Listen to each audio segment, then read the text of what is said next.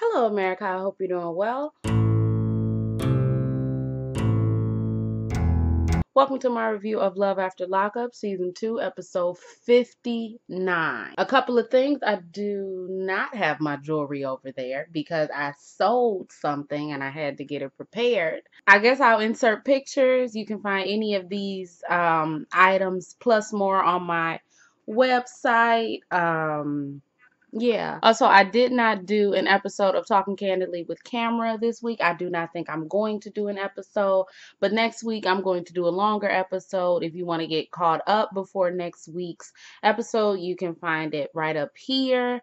And I said that I do earrings. Y'all, I went to bed at 4 o'clock, 3:30 in the morning, which is something that I'm trying to like stay away from, but so I've been watching American Horror Story. I'm not reviewing it, obviously, because it's just something that I want to watch.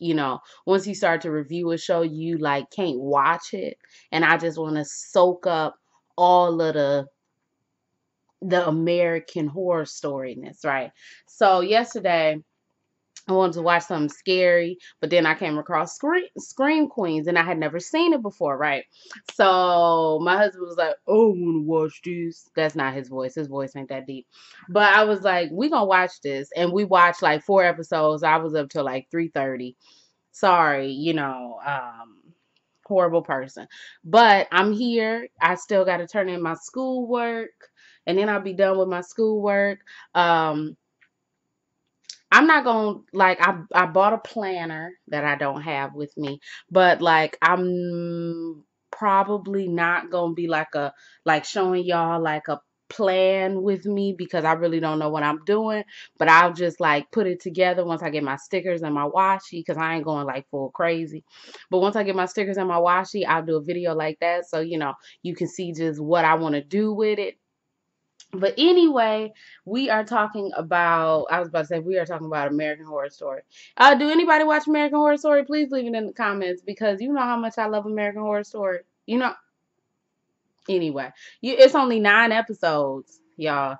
Y'all be killing me. Love After Lockup got season 2 for 59 episodes, but we can't get 12 episodes of American Horror Story 1984. Anyway, I'm sorry. Anyway, come on. We see Angela. Angela says she cussed Tony, and I would have slapped him if I was able to. I feel like my voice is a little bit lower, so maybe I can hit you with the Tony. I can't. Tony, I'm sick of it. I'm sick of what you're doing, Tony. I th- uh, I think that's what it is. I'm sorry. Um, Obviously the cameras weren't able to go in, so she says that uh she tried to break up with him, but he wanted her to stay. And I said, you tried to break up with him. He's in prison. He's in jail. How can you try to break up with a jailbird? Just break up with the man. Anyway, um she tried to break up with him, but he wanted her to stay. So she gets his stuff and she wants that phone immediately. Immediately. Okay. She gets the phone. She smoking that cigarette, scrolling through his phone. He got Michelle saved in his phone. You fixing to leave here. Michelle saved in his phone is Michael. He telling Michelle how much he, care for her or whatever. He texting her. She ain't responding because she said, you fixing to leave here too. Okay, that's her famous line. Um, Apparently he didn't go to the halfway house because he was with a lady. They then asked Tony, did you ever cheat on Angela? Tony says no. He says that it's just an example of Angela being emotionally reactive. He says that there's no reason that he'll lose Angela, and he'll talk her down from the ledge. She then says that it was very hard to break up with Tony because it felt like the relationship ended before it begun. We've only just begun to live. I don't know the song, but that was on a scary movie. I'm sorry. Anyway, um, he says that he's in love with her and he depends on her or else he'll be screwed, which means he's in fucking jail. He need her to be on his side, because if she's not on his side, then he has no one to buy him things. Okay. And that's that on that. Moving on, we see Amber and Vincent. Oh, I'm gonna do my hair, y'all, real soon. I'm obviously keeping these. Y'all gonna see me in these damn goddess locks for years to come. Literally. Literally. Okay? It's freaking crochet braids. It's the easiest thing to do in the entire world. And it gives me that, while still me being some cute little black girl. I just love it. I'm sorry. Anyway, Amber says that even though they had a good time last night, this still doesn't change the fact that she has questions about Vincent, so she needs to get to the bottom of it.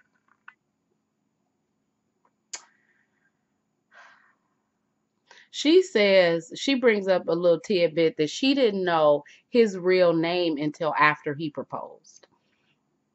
And he says that he put down a different name because he was contacting jailbird strangers and he wanted to, have safe, be safe. And she said, yeah, but you still didn't tell me your real name. And he's like, okay, so why did you accept my marriage proposal? And I'm like, yes, thank you. Let's get to the real nitty gritty. You saying that this man is a creepy, crazy nigga, but you still dealing with him now. Like right now, like you're asking him questions. And I'm like, are you doing this for the show? Or like you sitting up here talking to this man, but yeah, he's a creepy crazy. If he's a creepy crazy, don't be with this man. Don't. Anyway, she says something to him that was bullshit, but in her confessional, she said the reason why she said she wanted to marry him was because, he had goals and it was just something so different from what she had experienced in prison. Okay.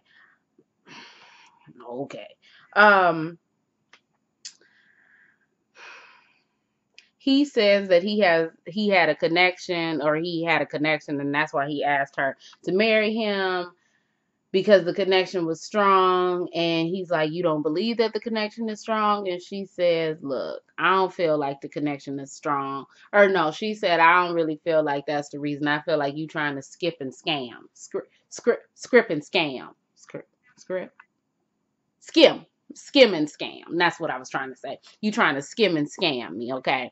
And you trying to come up off a check or marry me or do all that other stuff. And she says that she knows that he bullshitting because she a bullshitter, and bullshitters can't bullshit bullshitters. So she know that he a bullshitter, and that's it. Guess who we didn't see this episode? We did not see any of Lizzie and Daniel. I was about to say Lizzie and Corey. Nigga, I don't care. Okay, that's it. That's it. I know I look a horrible mess. Hold on, I don't care about Lizzie or Daniel at all. After that shitty ass scene they gave us last week, I don't never have to see them a day in my life. Ever. Ever. Forever. Okay. Okay. I'm having a lot of thoughts in my head, y'all.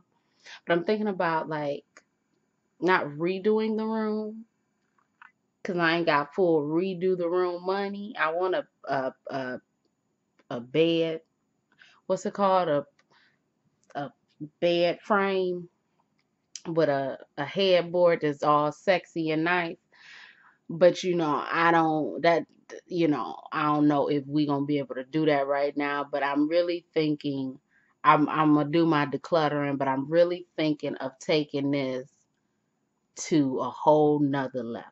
Okay. So I might record that, because I'm just looking around my room and I just know that it can be 600% better. 600. We only gonna be here for another year, but it can still be 600% better. I'm sorry. Anyway, we see. Oh my gosh, Cheryl and Josh. I called that woman Caitlin. I could not think of her name. I could not think of her name. And I wrote down Caitlin until somebody said her actual name. And I said, oh, okay. I could not remember at all. She changes her clothes and her pants in the car so she don't have swamp water on them. And they finally go to his little family get together. Josh says that he feels bad for his family, having to see him go in and out of jail, but he wants them to know that he's never going back. His mother comes. I think his mother's name is Tina. Comes with Kenny. And Kenny is there. You know who Kenny, the one that they said, the one that Tina said that Cheryl was trying to sleep with. So, uh, Kenny ends up sitting right next to Cheryl. So Cheryl gets up because she says that, she don't want to be around Kenny. She don't want to be around Tina. Tina's presence gives her heebie-jeebies. So Josh's mother pulls him to the side and says, hey, uh, I'm not okay with something. I don't know what she wasn't okay with. I guess she wasn't okay with Cheryl just being there. And I guess Cheryl gets angry, so she pulls an Andrea. Now, I did not get to watch all episodes of the first season of Love After Lockup because I was cableless. But I do remember seeing some episodes, especially the episodes or was they on season 2? No, they were on season 1. When what's his name? Lamar was going to go meet his family and his baby mama had showed up. And then Andrea said that she needed to go someplace and leave. And then she left someplace and then she got lost. And then she called Lamar to come get her. That's pulling an Andrea. So Cheryl tries to pull an Andrea and says, well, we need to go get our tire fixed, the tire. And he's like, well, we got to do it right now. I mean, they just brought out the damn cake for me to cut. And she like, well, it's not going to be me who get in trouble if I'm late on my tether. And then he says, fuck it, fine, whatever. So they driving in the car. He says, I'm sometimes miserable with you. And she like, so why are we together? And he says in his confessional that she has an extreme reaction to things. And she says to him that I'm so sorry that you're miserable. And I gave you everything that you wanted. And girl, nobody told you to be with a man in prison. Okay, nobody told you that. Nobody. No, zilch, no one. Okay. And he says that sometimes he will have to lie to her in order to just go play basketball. He would have to say that he was on lockdown. And I said, damn, that's deep. Because if he had just said, hey, I want to go play a little, pickup game, she would have started crying.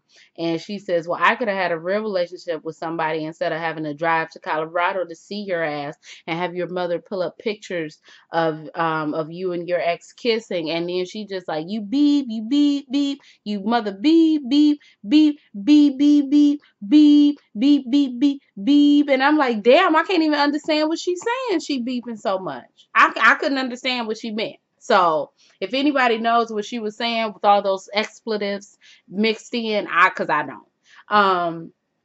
She says, so do you want to break up? And he says yes. And then he says no. And then he says sometimes. And he's like, well, I just don't understand the point of being with somebody if you know that it's not going to last. And she said, well, I didn't think that it wasn't going to last. And he says that in his confessional, he loves her, but sometimes he feels like he's with her out of obligation because she stayed with him and held him down. Whew, they not going to last. They not going to last because it seemed like Josh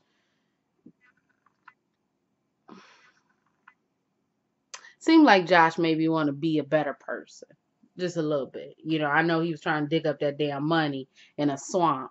But it just seemed like Josh is at a different place in his life than Cheryl is. So whatever. Anyway, that's the end of their story. We're moving through this, aren't we? Because I have to do my schoolwork. And I'm going out to not to chill, to work. God. Glorietta and Alex.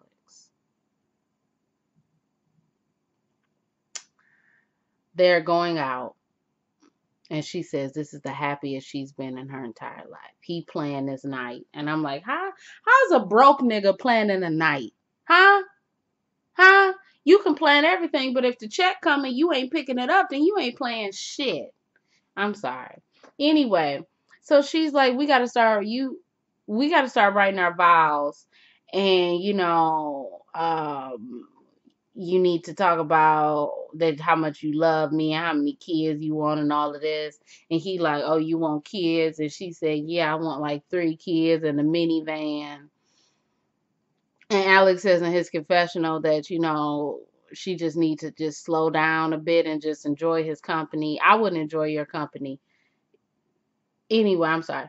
Um, she says that if they have a kid, she would want the kid to be Catholic.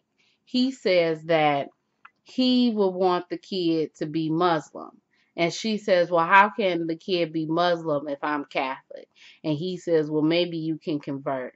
And she says in her confessional that she's now finding out how big this Muslim thing is to Alex. Her words, not mine. Bitch is his religion. Are you fucking dumb? Are you fucking dumb? I'm finding out how big this Muslim thing is. Bitch, didn't you just say your religion was big to you? Are you on? Anyway, she says in the next breath, she doesn't know if she'd choose Alex over her religion. What? Oh, Lord Jesus. I'm getting so annoyed. Then she started talking real racist, okay? She said, we're not in Arab, or we're not in Arabia, or we're not in Middle East. No, she never said Middle East. She said Arab, Arabia. She said some shit that I was like, girl, I'm not convinced that nigger not about to come out your mouth. Okay, to be quite honest. I'm just really not convinced that you about to say some real racist shit. Cause she said, this is America. Like, you have to convert. Like, that's adulting. Like, you converting would be adulting. And I'm like, okay, even if you have mental issues, that doesn't excuse you being racist. And that was some real racist shit. And he like, girl, if you don't know what the fuck you talking about, just say the Middle East, because you're being extremely disrespectful. You know what he should have did? He should have popped her in the mouth. Honestly, I'm sorry. Okay. I know that if she was a lesbian and she was sitting across from my ass and she said some shit like that, bitch, I would have popped her straight in the mouth and kept on drinking my damn Chardonnay. The fuck? Bitch, that's adulting. It's being an adult. The fucking eyebrow. How you gonna be an adult and your eyebrows look like that? Huh? Huh? No, I've never seen an adult with eyebrows like that. Ever. Well, every single time my eyebrows was bad, I wasn't an adult. I was a fucking child masquerading as an adult. Okay? And you got fucked up eyebrows, which means your mind is fucked up. Okay? It's a direct correlation. If your eyebrows are fucked up, your mind is fucked up. There is no absolute reason that you sit up here with your eyebrows touching. Well, they not touching. They about right here. See that, y'all? Yeah, about right there. And you got common sense. Anyway, Lord Jesus, it's so annoying. Anyway, they see this little scene. We see this little scene of her showing Alex her wedding book and talking about everything, and she's just like,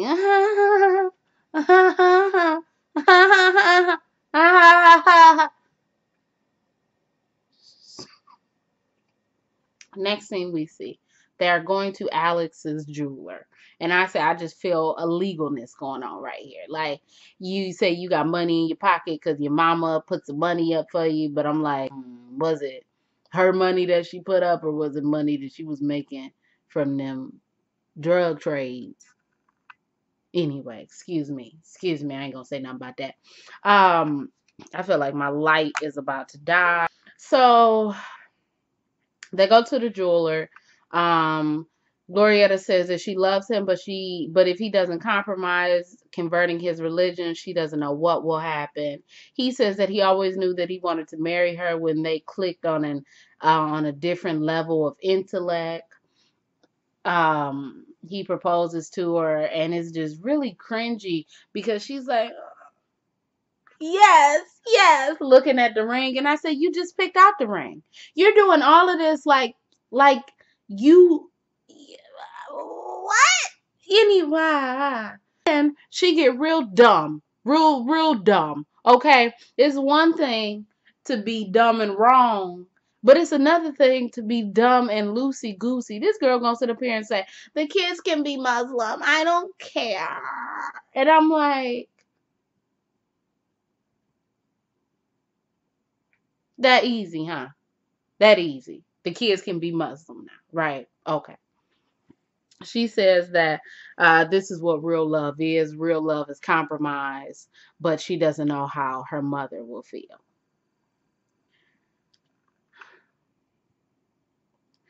Last but not least, you know who the hell we got, Lacey and Shane. They laying in bed kissing. Lacey says she feels like the luckiest girl in the world. She says she has to figure everything out before John moves in a couple of days. And I said, that nigga's really moving in. Like, come on. Like, she tells Shane that, Marlo could possibly be John's son. And Shane said, you ain't never told me that. Damn, B. He says in his confessional that he hopes that she doesn't have any more secrets, but she seems like the type to have a good amount of secrets, okay? Shane says that he's over talking about this guy. He's done with it. So we see the next scene of her and him sitting on the couch. She wants him to meet the children and her father. And I'm like, okay. She says that, I'm Italian, so my father is Italian, so I don't know how he's going to act. And Shane says, well, I like Italian food. And I said, Shane is 21? I know I'm 24, but that was the most kiddyish, childish, young answer I've ever heard in my entire life. You like Italian food, so what that mean? I'm like, is he trying to be sexy and say, cause her? But no, I really just feel like he meant I like Italian food. I eat some spaghetti, some lasagna. So the father and the kids come in, and Shane is like, hey guys, and the son is like, who are you? And the father come in, and the father's like, who the hell are you? And she says, Dad, this is Shane. And the father is like, oh, so how y'all meet? Well, you remember when I said that I was going to a modeling job? Well, I went to go pick him up for present. I'm just like, girl, what the fuck? You just, oh, Lord Jesus. And her father is tired. Her father is tired. Her father like, where's John? Well, John is getting out in a couple of days. And he like, last month it was John this, John that, John this. Now you got Shane. Shane, how old are you? 21. This nigga 21? He a damn baby. Lacey, what the hell is wrong with you? Her father is sick and tired. He says, what do you want with my daughter? I guess he said to love her. I don't know what he said. I couldn't remember. And her father, which I think the father's name is John as well, is like, so how you gonna support her and these kids? And he's like, well, if you want something hard enough, you gonna support it. I don't know. And The father's like, so do you still have the ring that John gave you? And she's like, yeah. And the father said, how that make you feel, Shane? This woman up here talking about, you talking about you love this woman and everything, and she sat up here with another nigga's ring on. How that make you feel? Look, and how you know she gonna be faithful to your ass? Cause it seemed like she get around. Ooh. I can't remember the song. I get around. What's the song? What's the song? You know the song. The song that be coming on the hover round commercials. I get around. You know what I'm trying to say. Y'all know what I'm trying to say. The father says in his confessional that he thinks that Lacey is just looking for love and on the wrong places, not even looking for love, like trying to like fix herself with these relationships, and nothing is gonna work until she fixes herself. And that's it. I'm ready for John to get out. I'm just ready. And I'm clearly, oh, yay, we did not see Andrea and Lamondre anymore. So I'm really happy about that. And hopefully they can just phase Lizzie and Daniel out of the equation. And I'll be very happy about that. So I'm done with this. If y'all like this review, you can like, comment, and subscribe. You can follow me on Instagram, Twitter. Everything else you need to know about me will be down below. My name is Brielle. I make beats. I sing songs. If you like what you see, come on along. Bye.